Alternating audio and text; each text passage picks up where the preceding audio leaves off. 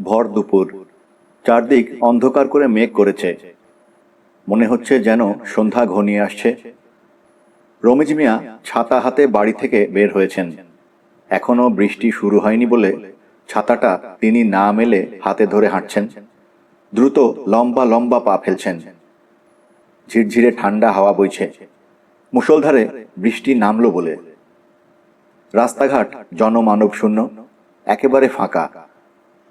এমনিতেও ভর দুপুরে গ্রামের পথঘাটে তেমন একটা লোকজনের দেখা পাওয়া যায় না, যে যার বাড়িতে দুপুরের খাওয়া দাওয়ার পর ভাত ঘুম দেয়।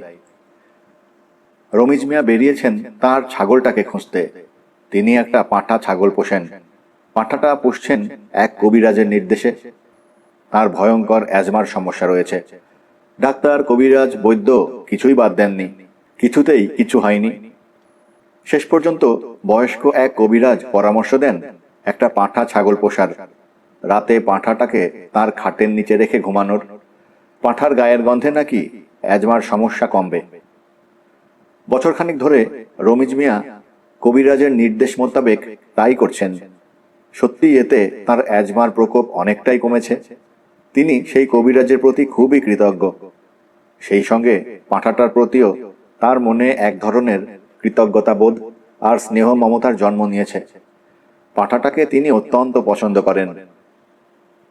পাঁঠাটা সারাদিন ছেড়ে দেয়া অবস্থায় সমস্ত গ্রাম ঘুরে বেড়ায়। সন্ধ্যায় ঠিকই আবার এসে রমিজ মিয়ার খাটের নিচে আশ্রয় নেয়। কিন্তু আজ ঝড় বৃষ্টিতে কোথায় না কোথায় আটকে যায়, না পথ হারিয়ে ফেলে, সেই আশঙ্কায় তিনি খুঁজতে বেরিয়েছেন। গ্রামের বাজারে রমিজ মিয়ার একটি মুদি দোকান আছে।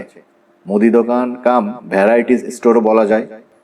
তার দোকানে সুই সুতা, কাগজ, কলম থেকে শুরু করে নিত্য প্রয়োজনীয় সবকিছুই পাওয়া যায়। বাজারে তাঁরটি সবচেয়ে বড় দোকান। বেচা বিক্রিও জমজমাট। সকালে এবং সন্ধ্যায় উপচে পড়া ভিড় হয়। একা সামাল দিতে পারেন না বলে দোকানের জন্য ছেলে ছোকরা টাইপের কর্মচারী রাখেন। কিন্তু তাদের কেউ বেশি দিন টেকে না।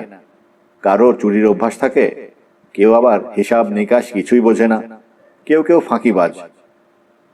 গত 3 মাস ধরে তিনি একাই দোকান সামলাচ্ছেন। ভেবেছেন আর লোকই রাখবেন না। নিজে যতটুকু বেচা বিক্রি করতে পারেন তাতেই তার চলবে। তার চাহিদা কম। সংসারে তিনি আর তার স্ত্রী মাত্র 2 জন মানুষ। পৈতৃক সূত্রে পাওয়া টিন শেড, দোতলা বিশাল বাড়ি। বাড়িতে প্রায় সব ধরনের দেশি ফলের গাছ আছে। বিশাল পুকুর আছে। পুকুর ভর্তি মাছ। একসময় বেশ কয়েকটা দুধেল গাইও ছিল। গাই পালার জন্য ভালো রাখাল না পাওয়ায় শেষ পর্যন্ত গাইগুলো বিক্রি করে দিতে হয়েছে। বাড়ির পেছনে শূন্য গোয়াল ঘরটা এখনো পরিত্যক্ত অবস্থায় ঠায় দাঁড়িয়ে রয়েছে। বাড়ির আঙিনায় লাউ, সিম, শশা এই জাতীয় বেশ কিছু সবজি তার স্ত্রী চাষ করে ফলান। সেই সঙ্গে অনেকগুলো হাঁস, মুরগি, কবুতর পালেন। কোনো কিছুরই অভাব নেই তাদের সংসারে। রমিজ মিয়ার একটাই দুঃখ, 30 বছরের বিবাহিত জীবনে এখন পর্যন্ত একটা সন্তানের মুখ দেখা হলো না। ছেলে পুলেহীন শূন্য ঘরটা খাঁ খাঁ করে। আর বোধহয় সন্তানের মুখ দেখা হবেও না। আশা ছেড়ে দিয়েছেন। স্ত্রীর বয়স 45 পেরিয়েছে, তার বয়স 50 ছুঁই ছুঁই। ভাগ্যের লিখন মেনে নেওয়া ছাড়া কি আর করার আছে। অনেক ডাক্তার, কবিরাজ দেখিয়েছেন, কিছুতেই কিছু হয়নি। কেউ বলেছে তার সমস্যা, আবার কেউ বলেছে তার স্ত্রীর সমস্যা। সমবয়সী বন্ধু পর্যায়ের অনেকে পরামর্শ দিয়েছে আবার বিয়ে করার, কিন্তু তাতে তিনি রাজি হননি। তিনি তার স্ত্রী মরিয়ম বেগমকে খুব ভালোবাসেন। মরিয়ম বেগমের ঋণ তিনি কোনোদিন শোধ করতে পারবেন না। আজ তিনি যে খেয়ে পরে সুখে আছেন, এর পেছনে সম্পূর্ণ অবদান মরিয়ম বেগমের। একসময় রমিজ মিয়ার মুদি দোকান ছিল না। কোনো কাজ টাজই তিনি করতেন না। সারা দিন শুয়ে বসেই কাটাতেন। একদিন মরিয়ম বেগম বললেন, এভাবে শুয়ে বসে না থেকে কিছু একটা কাজ টাজ করো। তিনি অলস গলায় বললেন, কি করব, আমাদের তো খাওয়া পড়ার কোনো সমস্যা হচ্ছে না। মরিয়ম বেগম বললেন, সারা জীবন কি আর এভাবেই চলবে? খাওয়া পড়ার ঠিকই সমস্যা হচ্ছে না, তাই বলে আমাদের জমাজমতি বলেও তো কিছু নেই। হঠাৎ বড় কোনো অসুখ বিসুখ বা কত প্রয়োজনে টাকা পয়সার দরকার হতে পারে, তখন কি করবে? মানুষের কাছে হাত পাতবে? আমাদের একটা সন্তানাদি হলে তার জন্যেও তো কিছু ধন সম্পদের প্রয়োজন আছে। এছাড়া পুরুষ মানুষ শুয়ে বসে কাটালে পুরুষ থাকে না। সময় কাটানোর জন্য হলেও পুরুষ লোকের কিছু একটা করা দরকার। কিন্তু আমি কি করতে পারি? আমার আবার বেশি পরিশ্রম সহ্য হয় না। মরিয়ম বেগম বললেন, গ্রামের বাজারে একটা দোকান নিয়ে বসতে পারো। কিসের দোকান?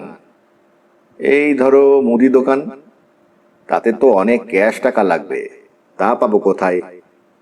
মরিয়ম বেগম বললেন, আমার গয়নাগুলো বিক্রি করে দিয়ে যা হয় তাই দিয়ে না হয় শুরু করো। রমেশ মিয়া স্ত্রীর গয়না বিক্রি করে ব্যবসা শুরু করতে কিছুতেই রাজি হতে চাননি। মরিয়ম বেগম অনেক বুঝিয়ে সুঝিয়ে রাজি করান তাকে। মরিয়ম বেগম বোঝান, ব্যবসায় যদি উন্নতি হয় তখন আবার এমন গয়না গড়িয়ে নেওয়া যাবে, এর চেয়ে বেশিও হয়তো যাবে। সত্যি দিনে দিনে রমিজ মিয়ার মুদি ব্যবসা জমে ওঠে। তিনি মরিয়ম বেগমকে একের পর এক গয়না গড়িয়ে দেন। বলা যায় আগে যা ছিল তার চেয়ে এখন দ্বিগুণ গয়না মরিয়ম বেগমের। ব্যাংকেও বেশ কিছু টাকা জমিয়েছেন। বড় বড় ফোঁটায় বৃষ্টি শুরু হয়ে গেছে। রমিজ মিয়া মাথার উপর ছাতা মেলে এগোচ্ছেন। চলার পথের আশপাশে তার চোখ দুটো খুঁজে ফিরছে পাঁঠাটাকে। না, কোথাও পাঁঠাটাকে দেখা যাচ্ছে না। দেখতে দেখতে বৃষ্টি ভয়ঙ্কর রূপ নিল।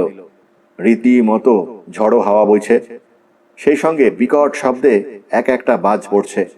ছাতায় কাজ হচ্ছে না। হাওয়ার তোড়ে ছাতা মাথার উপর ধরে রাখাও যাচ্ছে না। রমিজ মিয়া ভিজে যাচ্ছেন। ভিজলে ঠান্ডা লেগে তার অ্যাজমার প্রকোপ বেড়ে যাবে। কোথাও আশ্রয় নিতে হবে। তিনি চলে এসেছেন গ্রামের একেবারে উত্তর মাথায়। এখানে কোনো লোক বসতি নেই বললেই চলে। তবে কিছুটা সামনে এগোলে একটা পরিত্যক্ত জুট মিল পাবেন।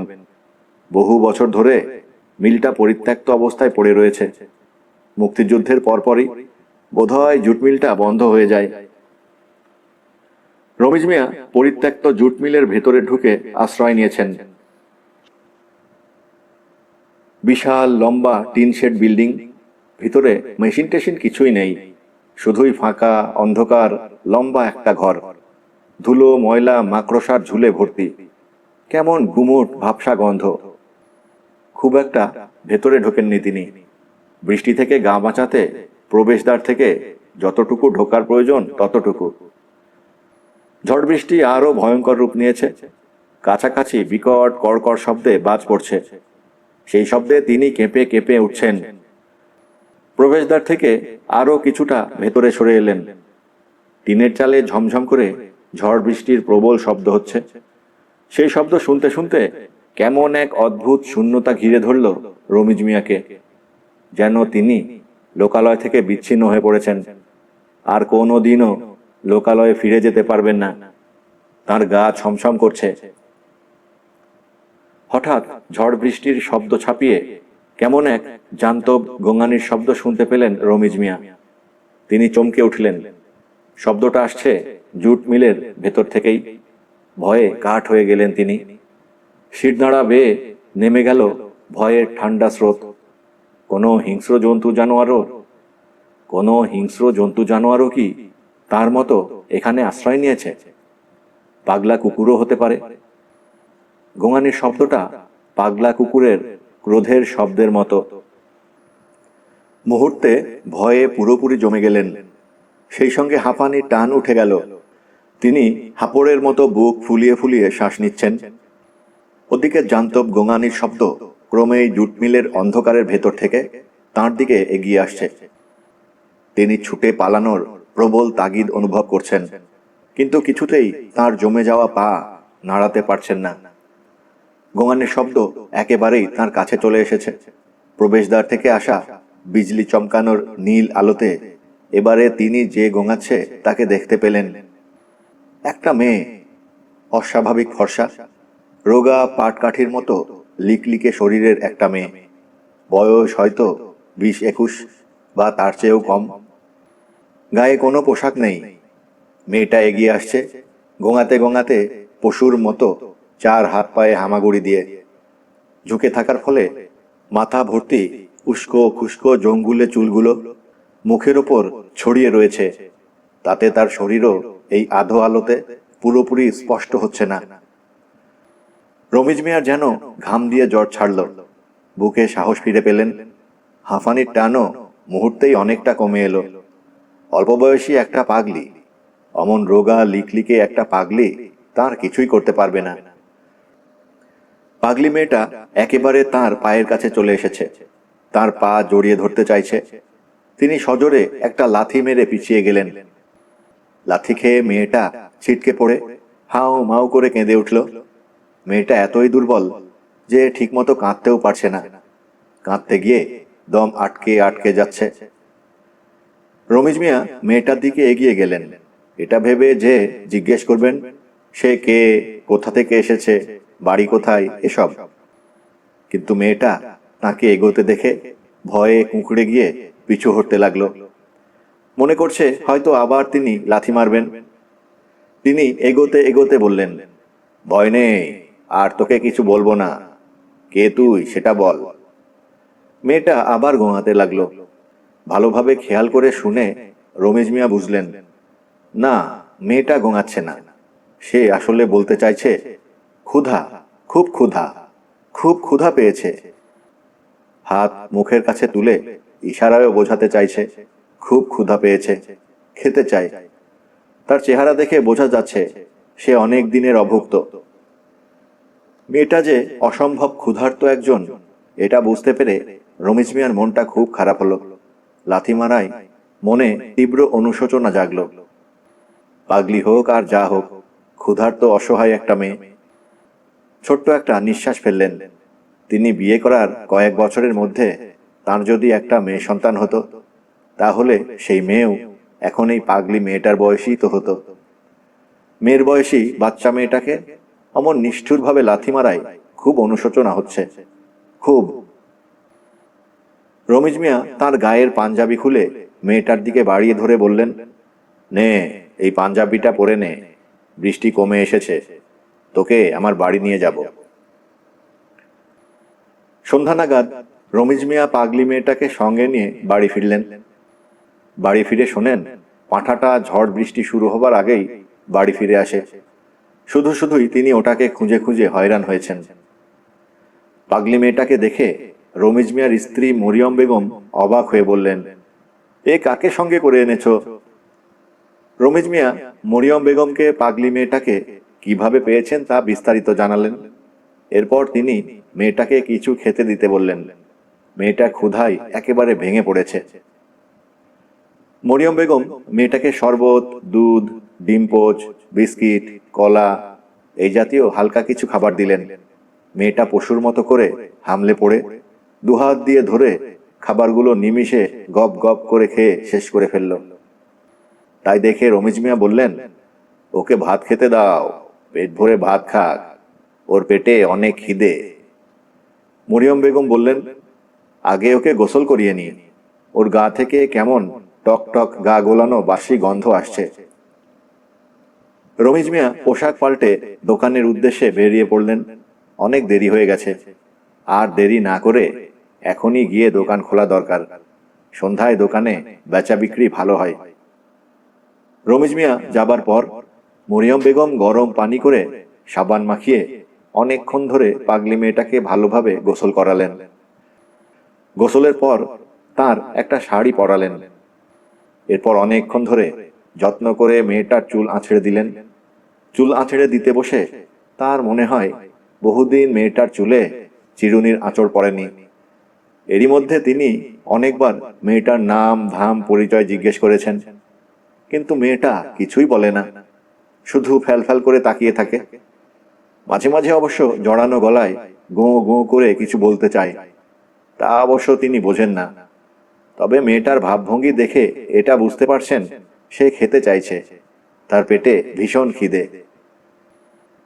এক সময় মেয়েটাকে খেতে বসালেন। আজকে রান্না করেছেন ভাত, ডিম ভুনা, হাঁসের মাংস আর ডাল চচ্চড়ি।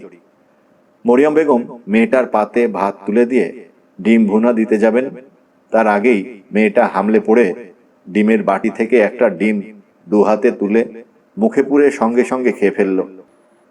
এরপর ডিমের বাটি থেকে আরও একটা ডিম তুলে নিল। তবে এবারে ডিমের সাদা অংশটা দু হাতে ছাড়িয়ে ছুঁড়ে ফেলে শুধু হলুদ কুসুমটা মুখে পুরল। কুসুমটা খাওয়া শেষ হতেই আবার একটা ডিম তুলে নিয়ে সাদা অংশটা ছাড়িয়ে ভেতরের কুসুমটা মুখে পুরল। কিছুক্ষণের মধ্যেই মেয়েটা পশুর মতো ছড়িয়ে ছিটিয়ে একাকার করে ডিম আর হাঁসের মাংস খেয়ে শেষ করে ফেলল। ভাত ডাল ছুঁয়েও দেখল না। ডিম ভুনা আর হাঁসের মাংস শেষ হতেই গোঙানির মতো গোঁ গোঁ শব্দ করে এবং হাতের ইশারা ভাব ভঙ্গিতে বোঝাতে চাইল ও ধরনের খাবার সে আরো খেতে চায়। মরিয়ম বেগম স্তম্ভিত হয়ে চেয়ে রইলেন। ডিম ভুনার বাটিতে 10টা ডিম আর হাঁসের মাংসের বাটিতে পুরো একটা হাঁসের মাংস ছিল। সব মুহূর্তে খেয়ে শেষ করে এখন আবার খেতে চাইছে। এ কি রাক্ষস নাকি? অথচ কি লিকলিকে রোগা শরীর, গায়ের রং ফ্যাকাশে, তবে শরীরের তুলনায় পেটটা বড়। মাকড়সার যেমন বড় পেট থাকে তেমন। রাত 10টা নাগাদ রমিজ মিয়া বাড়ি ফিরলেন। মুখ হাত ধুয়ে খেতে বসলেন। খেতে বসে শুধু ভাত আর ডাল দেখে বললেন, আর কিছু রাঁধনি? মরিয়ম বেগম বললেন, হাঁসের মাংস আর ডিম ভুনাও করেছিলাম, তা তোমার ওই পাগলিটা একাই সাবাড় করেছে। রমিজ মিয়া দরদ মাখা গলায় বললেন, আহারে, বেচারির পেটে কি খিদেই না ছিল। আমাকে একটা ডিম ভেজে দাও। ডিম পাবো কোথায়? ঘরে একটা ডিমও নেই। কি বলো? গতকালই না বললে কতগুলো ডিম নাকি জমা হয়েছে? তোমার ওই ঘরে পালা দেশি হাঁস মুরগির ডিম। আমাকে না কিছু ডিম দোকানে নিয়ে গিয়ে বেচতেও বললে। ছিল তো 40-50টার কম না। পাগলিটারে খাইয়ে দাইয়ে আমার বিছানায় ঘুম পাড়িয়ে দিয়ে চলে আসি। কিছুক্ষণ পর আবার খোঁজ নিতে যাই। গিয়ে দেখি সে বিছানায় নেই। খাটের নিচ থেকে মৃদু চপ চপ আওয়াজ কানে আসে। নুয়ে খাটের নিচে উঁকি মেরে দেখি সেখানে পাগলিটা কি করছে জানো? আমি যে সাজিটার মধ্যে ডিমগুলো জমিয়েছিলাম সেটা দেখি তার সামনে অদ্ভুত ভঙ্গিতে কুণ্ডলি পাকিয়ে আধশোয়া অবস্থায় একটার পর একটা ডিম ভেঙে ভেঙে খাচ্ছে। ডিমের সাদা লেই ঝেড়ে ফেলে শুধু হড়হড়ে কুসুমটা গিলছে। হলুদ কুসুমের ধারা তার দু ঠোঁটের কোনা বেয়ে গড়াচ্ছে, থুতনিতেও মেখেছে। গা গুলিয়ে ওঠার মতো দৃশ্য। কি বলো, অতগুলো ডিম সব ওভাবে কাঁচা খেয়ে ফেলেছে? সব খেয়ে ফেলেছে। খাওয়া শেষে হাতে ঠোঁটে থুতনিতে যেসব জায়গায় কুসুম লেগেছিল সেসবও আঙুল দিয়ে মুছে মুছে এনে চেটে পুটে খেয়েছে। রমিজ মিয়া নিজের ঘরে ঘুমাতে এসেছেন। টর্চ মেরে খাটের নিচে পাঁঠাটাকে দেখে নিলেন। পাঁঠাটা বসে বসে জাবর কাটছে। তাকে দেখে ভ্যা করে একবার ডেকে উঠল। খাটের নিচে পাঁঠা নিয়ে ঘুমান বলে মরিয়ম বেগম এখন আর তার সঙ্গে ঘুমান না, আলাদা ঘরে থাকেন। মরিয়ম বেগম পাঁঠার গায়ের গন্ধ একদমই সহ্য করতে পারেন না। রমিজ মিয়ার এই পাঁঠা চিকিৎসা গ্রহণের কারণে তাদের দুজনের মধ্যে প্রায়ই ঝগড়াঝাঁটি, মন কষাকষি হয়। ঝগড়ার মুহূর্তে মরিয়ম বেগম তাকে নানান ভর্ৎসনা করেন। রমিজ মিয়ার গা থেকেও নাকি আজকাল পাঁঠা পাঁঠা গন্ধ আসে। এই ঘরে যে দুটো প্রাণী থাকে দুটোই পাঁঠা। একটা খাটের উপরে থাকে, অন্যটা খাটের নিচে। দুটোর উচিত একসঙ্গে গলাগলি করে ঘুমানো।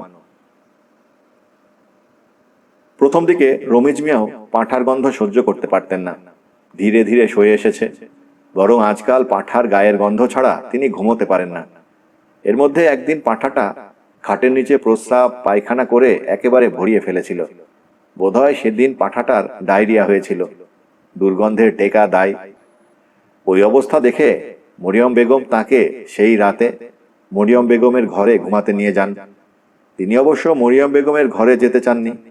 মরিয়ম বেগম মুখ ঝামটা দিয়ে বলেন, এক রাত পাঁঠার সঙ্গে না ঘুমিয়ে মানুষের সঙ্গে ঘুমালে এমন কি ক্ষতি হবে? তখন বাধ্য হয়ে মরিয়ম বেগমের ঘরে ঘুমোতে যান। কিন্তু সারা রাত এক ফোঁটাও ঘুম হয় না তার। মরিয়ম বেগমের গা থেকে কেমন বোটকা গন্ধ পান। শেষ রাতের দিকে নিজের কামরায় ফিরে বালিশে মাথা রাখতেই ঘুম চলে আসে।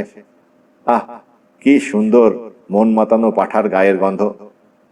সেই সঙ্গে প্রস্রাব পায়খানার গন্ধ মিলে গন্ধের নেশাটা সেদিন আরো বাড়িয়ে দেয়। কিছুক্ষণের মধ্যেই তিনি গভীর ঘুমে তলিয়ে যান।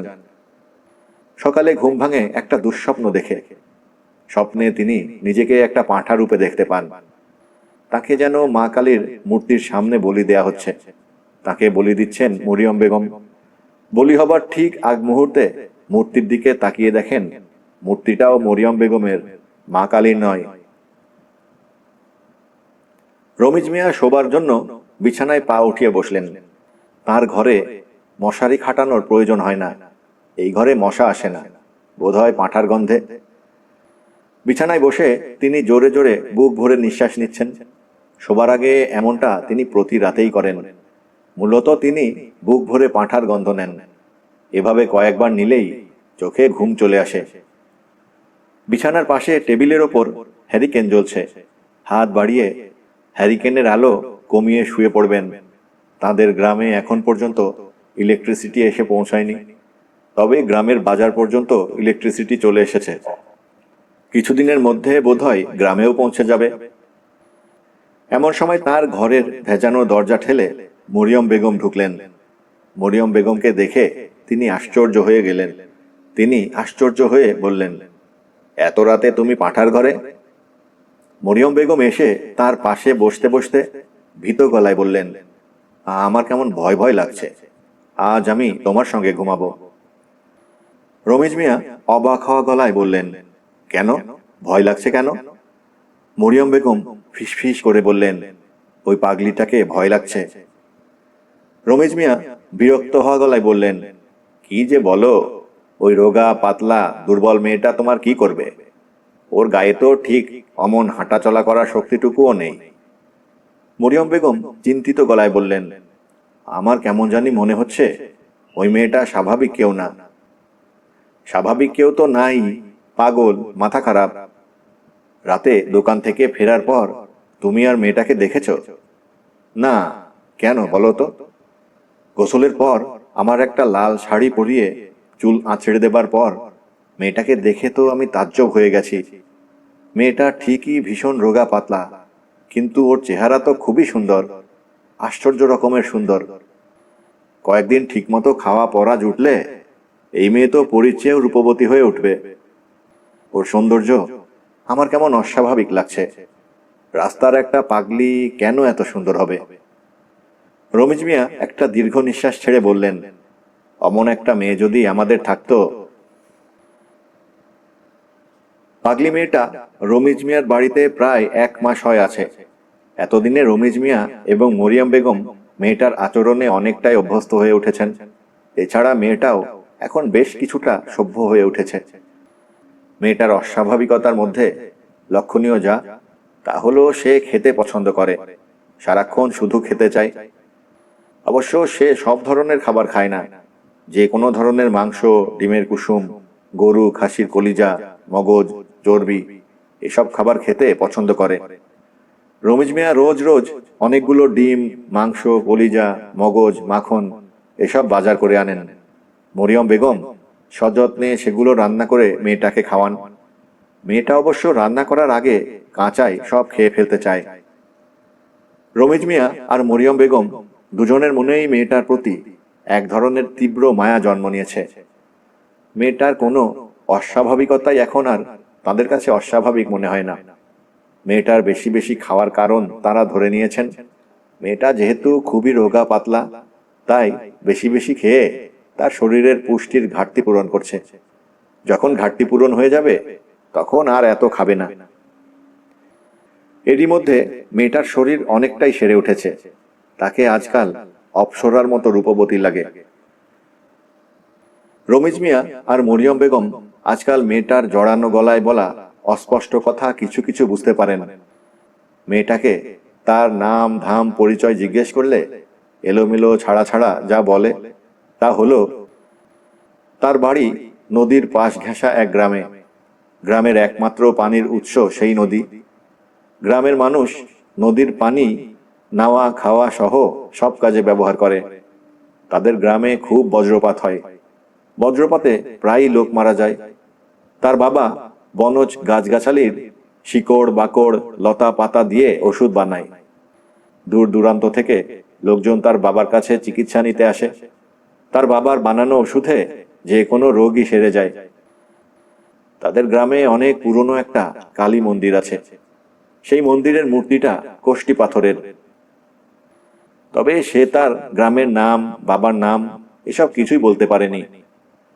মেয়েটার মুখে ওসব শুনে রমিজ মিয়ার একটা গ্রামের কথাই বারবার মনে হয়। তা হলো তাদের গ্রাম থেকে বহু দূরে চিত্রা নদীর ওপারে শেখপুর থেকে কয়েক গ্রাম ছাড়িয়ে বজ্রথুথুপুর নামে একটা গ্রামের কথা। সেই গ্রামে নাকি বজ্রপাতে খুব লোকজন মারা যায়, তাই গ্রামের নাম হয়ে গেছে বজ্রথুথুপুর। গবেষকরা বলেছেন ওখানকার মাটিতে লৌহ জাতীয় উপাদান বেশি বলে নাকি বজ্রপাত বেশি আঘাত হানে। শুনেছেন সেখানে একটা কালী মন্দিরও আছে, খুবই জাগ্রত মন্দির, হিন্দু অধ্যুষিত এলাকা। জনশ্রুতি রয়েছে মা কালী ক্ষিপ্ত হয়ে শুধুমাত্র পাপিষ্ঠদের উপরই বজ্রাঘাত করে শাস্তি দেন। রমিজ মিয়া একদিন সেই গ্রামে খোঁজ নিতে যান। সেদিন ছিল সেই গ্রামের হাটবার। হাটে ঢুকে তিনি একে ওকে ধরে জিজ্ঞেস করেন, আপনাদের গ্রামে কোনো নামকরা বড় কবিরাজ আছেন যার ওষুধ খেলে যে কোনো রোগ সেরে যায়? কেউ কেউ বলে অনেক আগে ছিল, এখন নেই। তিনি আবার জিজ্ঞেস করেন, মাসখানেক আগে সেই কবিরাজের কোনো মেয়ে কি নিখোঁজ হয়েছে? এই প্রশ্নে কিছুটা বিরক্ত হওয়া গলায় জবাব মেলে, কি যে বলেন, এটা ঠিক যে ভবেশকর নামে এক নামকরা কবিরাজ ছিলেন এক সময়। তিনি তো মারা গেছেন প্রায় বছর 20 আগে। তার মৃত্যুর পর তার ছেলে মেয়েরা সপরিবারে ইন্ডিয়া চলে যায়। মাসখানেক আগে তার মেয়ে এই গ্রাম থেকে নিখোঁজ হবে কিভাবে? তখন তিনি আবার জিজ্ঞেস করেন, আচ্ছা, মাসখানেক আগে আপনাদের গ্রামে কি পাগলি ধরনের কোনো মেয়ে নিখোঁজ হয়েছে? না, হয়নি। অনেককে জিজ্ঞেস করার পর একসময় রমিজ মিয়া নিশ্চিত হয়ে যান, পাগলি মেয়েটা যে গ্রামের বর্ণনা দিয়েছে এটা আসলে সেই গ্রাম নয়। শুধু শুধু একে ওকে জিজ্ঞেস করে লোকজনদের বিরক্ত করছেন। হাটখোলার একটা মিষ্টির দোকান থেকে এক হাঁড়ি রসগোল্লা কিনে ফিরে আসার কথা ভাবেন তিনি। পাগলি মেয়েটা মিষ্টি, রসগোল্লা, সন্দেশ এসব খেতেও খুব পছন্দ করে। রসগোল্লা কেনার পর দাম মিটিয়ে দিতে গিয়ে মিষ্টির দোকানের ম্যানেজারকে কি মনে করে যেন আবার জিজ্ঞেস করে ফেলেন, আপনাদের গ্রামে কি কোনো নামকরা কবিরাজ আছেন? দোকানের বৃদ্ধ ম্যানেজার কৌতূহলী গলায় উল্টো প্রশ্ন করেন, কেন বলুন তো? তিনি আসল কারণ না বলে ঘুরিয়ে বলেন, আমার খুব অ্যাজমার সমস্যা রয়েছে। লোকমুখে শুনেছি আপনাদের গ্রামে নাকি নামকরা এক কবিরাজ আছেন, তাই অনেক দূর থেকে সেই কবিরাজের চিকিৎসা নিতে এসেছিলাম। ম্যানেজার ভদ্রলোক বলেন, ছিলেন একজন, এখন নেই। বছর 20 আগে তিনি মারা গেছেন। তাঁর চিকিৎসার হাত খুব ভালো ছিল, যে কোনো রোগী ভালো করে দিতে পারতেন। রমিজ মিয়া বলেন, অনেকের কাছেই কবিরাজের খোঁজ করে এই একই কথা শুনেছি। ছিলেন একজন, এখন নেই। বছর 20 আগে মারা গেছেন। তার ছেলেমেয়েরাও নাকি সব তার মৃত্যুর পর ইন্ডিয়ায় চলে গেছে। কিন্তু আমি যাকে খুঁজছি। রমিজ মিয়ার বলা শেষ হবার আগেই ম্যানেজার লোকটা বলতে থাকেন, ওনার ছেলেমেয়েরা সবাই ইন্ডিয়া চলে গেছে এটা ঠিক কথা নয়, ভুল কথা। ওনার এক ছেলে ঢাকায় থাকে, ঢাকায় বাড়ি গাড়ি আছে, ডাক্তার, ঢাকা ন্যাশনাল হাসপাতালের বড় ডাক্তার। এছাড়া কবিরাজের প্রথম পক্ষের স্ত্রীর ঘরে যে মেয়েটা হয়েছিল সেও হয়তো এই দেশেই থাকে। সেই মেয়েটা 20-21 বছর বয়সে নিখোঁজ হয়ে যায়। সবার ধারণা সে কোনো মুসলমান ছেলের সঙ্গে পালিয়ে গিয়েছে, তাই আর বাড়ির সঙ্গে কোনো যোগাযোগ রাখেনি। সেই মেয়েটাও নিশ্চয়ই তার মুসলমান স্বামীর সঙ্গে বাংলাদেশে বাস করে। রমিজ মিয়া আগ্রহী গলায় জানতে চান, কবিরাজের সেই 20-21 বছর বয়স্কা মেয়েটা কবে নাগাদ নিখোঁজ হয়? মাসখানেক আগে নাকি? ম্যানেজার বলতে থাকেন, আরে না, বছর 25-এর কম হবে না। তখন কবিরাজও জীবিত ছিলেন। সেই মেয়েটা বড়ই অদ্ভুত ছিল। বছর 25-এর কম হবে না? এটা শুনে সঙ্গে সঙ্গে রমিজ মিয়া সমস্ত আগ্রহ হারিয়ে ফেলেন। বছর 25 আগে যে মেয়ে নিখোঁজ হয়েছে, সেই মেয়ে তো আর কোনোভাবেই তার বাড়ির পাগলি মেয়েটা হতে পারে না। ম্যানেজার ভদ্রলোক বলেই যাচ্ছিলেন, বয়স্করা পুরনো দিনের গল্প করতে পছন্দ করেন। ভদ্রতাবশত রমেশ মিয়াকে বাধ্য হয়ে সেসব শুনতে হয়েছে।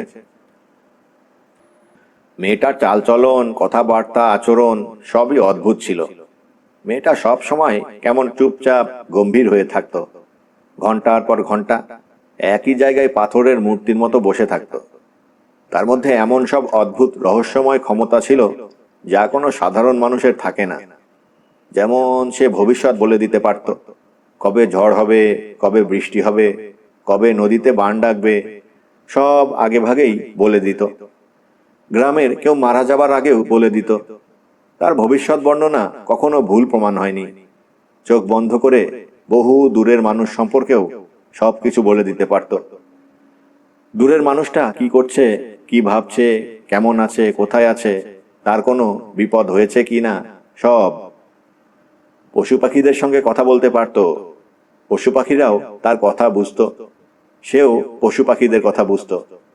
মাঝে মাঝে সে তার মতো করে কুকুর, বিড়াল, হাঁস মুরগিকে পরিচালনা করত। ধরুন গাছের মগডালে একটা আম ঝুলছে, তার সেই আমটা খেতে ইচ্ছে করছে। সে নিচে দাঁড়িয়ে আমটার দিকে কিছুক্ষণ তাকিয়ে থাকার পর আমটা এমনি এমনি মোটা ছিঁড়ে নিচে পড়বে। এভাবে সে নারকেল গাছের ডাবের কাঁদির দিকে তাকিয়ে থেকে একটার পর একটা ডাব পেড়ে ফেলত।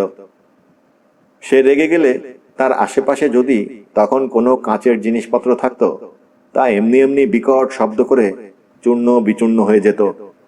আর যার উপর রাখতো তার প্রচন্ড মাথা যন্ত্রণা হতো এবং নাক দিয়ে রক্ত বেরুতে শুরু করত। তাই ভয়েও কেউ কখনো তাকে খেপাতো না। এছাড়া পানির নিচে ডুব দিয়ে ঘন্টার পর ঘন্টা কাটিয়ে দিতে পারত। অনেকে নাকি তাকে শূন্যে ভেসে উঠতেও দেখেছে। অন্ধকারেও নাকি সবকিছু স্পষ্ট দেখতে পেত সে। বলা যায় তার কারণেই তার বাবার কবিরাজ হিসেবে অত নাম ডাক হয়েছিল। যে কোনো রোগীকে দেখে সে তার বাবাকে বলে দিত কি ওষুধ দিতে হবে, কোন কোন গাছের শিকড় বাকড় লতা পাতা দিয়ে ওষুধ তৈরি করতে হবে। সেই সব শিকড় বাকড় লতা পাতা কোথায় পাওয়া যাবে তাও বলে দিত মেয়েটা।